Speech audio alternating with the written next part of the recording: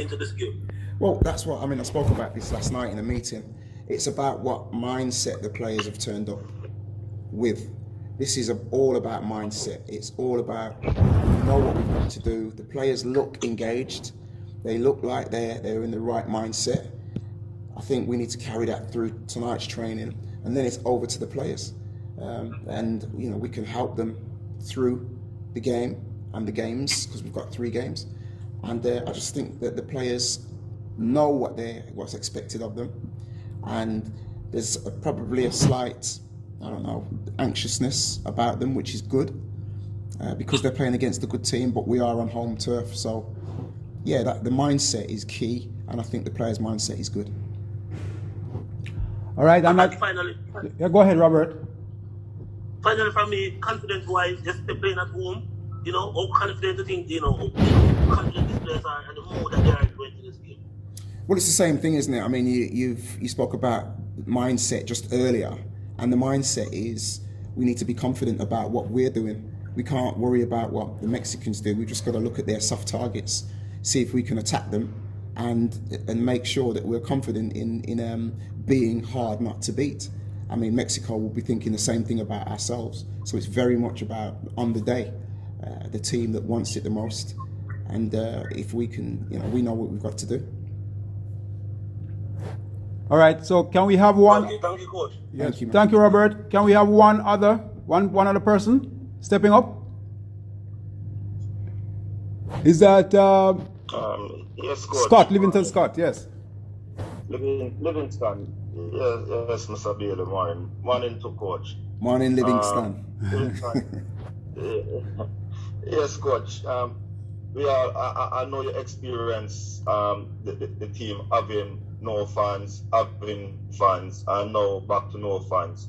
How has that affected the players, and how are you trying to motivate them in terms of playing without any support in the stadium on tomorrow? Well, it's about knowing the support. We know Jamaica's behind us. We know the public want us to win this game. We know the public want us to do well. So the fact that they're not there, we can feel their spirit. It's about, we know the public is our 12th man.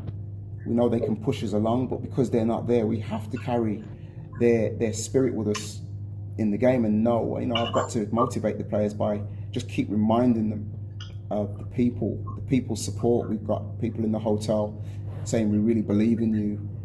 The players wouldn't have taken the trip. A lot of them have taken aeroplane trips to come here. They've got to make sure that we are focused and motivated on the task at hand. And if we can do that and get into the game and find a rhythm and be expressive with our play, we'll be okay.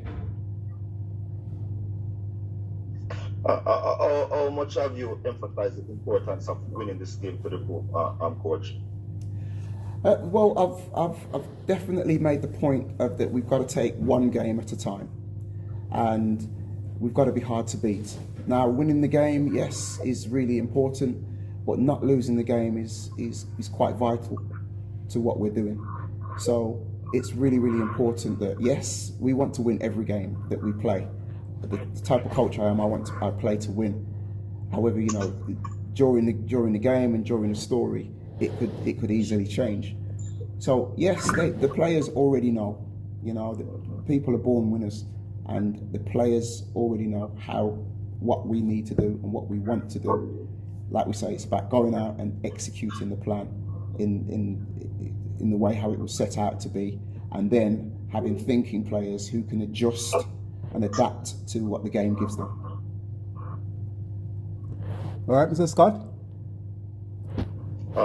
Coach, we all know, one more, Mr. Bailey. Getting the team to click with playing expansive football is something that takes time to work.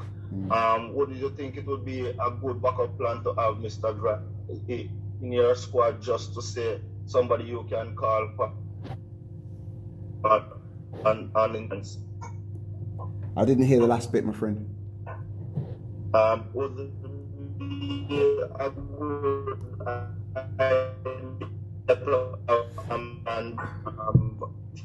some is a good backup for sure the defense in case the offensive, expansive football does not click immediately for the team? Well, I mean, you say expansive football. I mean, I had a week with the team against Peru, and I think in the first half you saw the benefits of having a week.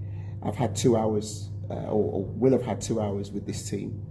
So it's difficult for a style of play to come out. I can encourage them to get the ball down and play. The backup is, there's lots of other people to back people up. It's just, I've got a squad, picked a squad, and I believe in this squad. And I believe that players can back each other up. Like I said at the start of the interview, we've got players who can play in different positions and do a job for the team, out of position or in position. So we've got different choices and options that we could do. You could change the shape and still have effective players in your team. So yeah, I mean, Grant is a big miss for us, as is Watson, as is everybody else. We just need 11 players first and foremost, and then 23 who can be called on, who can do a job. All right, Scotty, thank you. Let's move to Felix Zapata. Mr. Zapata. Yes, thank you very much. Hello, Paul. Felix Zapata from Reforma newspaper from Mexico City. Hi, Felix. I want to know, how do you expect Mexico after they lost their last two games the last year against Canada and United States? How do you expect the team, and for you, which is the most dangerous player that Mexico has? Well, you know, there's a few Mexican players that I'm looking forward to not seeing. But, you know, you've got your Jimenez. You know, the Mexican team is, I think, as a team, the movement and the rotations that go on in their team are very good. I think a Mexican team are going to come, they're not going to want to lose, but they're also going to want to win this game as well. I think they probably will see the game as being winnable, but they won't want to lose. They're probably going to have the same attitude as ourselves. So it will be I feel it will be a tight affair, but we'll respect the Mexicans and what they bring, and I would ask my team to make Mexico respect what we bring with our energy and with our rhythm and with our desire, and obviously the fact that we're at home. All right, let's move to, is that Brian? I saw Brian Lewis' hand earlier. Brian Lewis? No, it's okay. I was going to ask the question still. So, it's okay now. All right, anybody else? Any other question?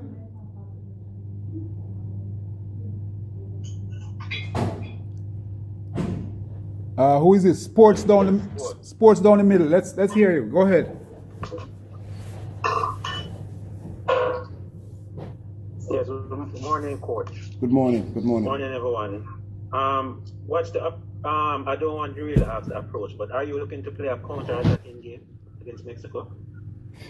Well, there are 5 moments in football, right? You're either attacking, defending, you're transitional, which means you're having the ball to not having the ball, and then you're either not having the ball to having the ball. So, and then there's a set pieces. So the game will be, you know, a lot of counter-attacking, I'm expecting. So I'm not planning to counter-attack, but I've had to plan to counter-attack. And I expect that Mexico will be the same. They're very good at counter-attacking if they're under pressure. And we've tried to get our team to be just in the knowledge of all those 5 moments. So when we're attacking, we've got a plan. When we're defending, we've got a plan. And then in the 2 transitional moments, we want the players to be able to know what they're doing in those moments and be prepared for all the 5 moments in a game. Does that answer your question? Yes, Coach. Thank you. All right, let's go to Manuel Medina. Hello, Coach. This is Manuel Medina from TJ Sports from Mexico. Hola, you Manuel. already Hola. talked a little bit about Raúl Jiménez missing the game. But can you highlight other players? Because Mexico has been having trouble with the attacking players, with Raúl Jiménez, with Irving Lozano being out of some months, inclusive last year. Can you just tell us a little bit more about the attacking positions of Mexico? What did you expect from these teams? I expected the Mexicans to attack in wide areas. I've watched them a few times. I've watched them against different teams in the over the last year. I watched them a lot against the Americans, and the two wide players are very good. The Mexicans get the ball, they possess the ball well, and it's not even so much individuals I want to talk about. It's the movements of Mexico. They're comfortable in possession. They rotate. They like to drop people into defence to try and build their attacks. They're all comfortable on the ball. They like to get their fullbacks on the ball. So we've got to prepare for that and not be surprised by that, because Mexico can play some very, very quick attacking football, and we've got a lot of respect for them. So the two wide men are people who I've probably got to keep an eye on. However, you could just go around. The goalkeeper can comfortably play out from the back, and he's got a good range of passing that we've seen. And two centre backs, when they pass the ball early, they can provide a problem for you. So we've got to be aware of all the players, I think.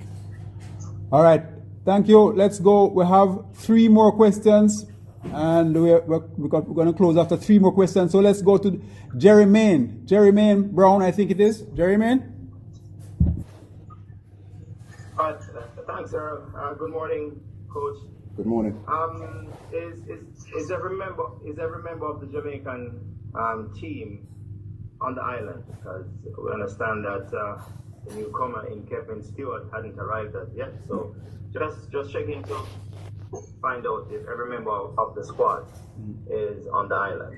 By the end of today, every member of the squad will be here. And we've had a good training session yesterday, and we'll have one again today. And it's been, we can look forward to seeing 23 players come tomorrow. All right, thanks, Coach. You're welcome. All right, let's go to Brian Lewis and then Daniel Wheeler. So we have 2 more questions. Brian? Coach, the fact that you replaced with more who wasn't getting the best of results and coming in now to start with the first game, and everyone expecting this to go the way they wanted it from the beginning, and with not much time and matches to go, does it add extra pressure on you to go out in your first match? That's a good question. I think the emotions of me being successful with the team as a player makes me want to really be successful as a coach. I don't think I can show that pressure to the players. I must shelter the players from the pressures of what the job is. I don't feel daunted by it. I really want to do really, really well in this team. I think it comes with just encouraging the players, but we are where we are, and we'll face the moment of truth soon enough. We've just got to give ourselves a chance to be able to live towards the end of this campaign. And the players I think that's the part what the players need to know. And so, yeah, it is. There is pressure. Yeah. There is pressure, but Mr. Reed, Mr. Reed, can you mute your mic, please, sir? Mr. Reed. Yeah, go ahead, Paul. Yeah, so there is pressure, but I'm looking forward to it because it's a healthy pressure. All right, let's go. We have 1 more question before we finish, and that's from Daniel Wheeler. Coach, Daniel Wheeler from Leader Sports. One of the key additions to your squad is Ethan Pinnock, and also Daniel Johnson has not been in the lineup for either the last 2 or the last previous cycles. What do you see from them to feel that this is the right time to recall them into your squad, and in terms of their commitment to the effort, even though you have less games to go and the situation that you're in now.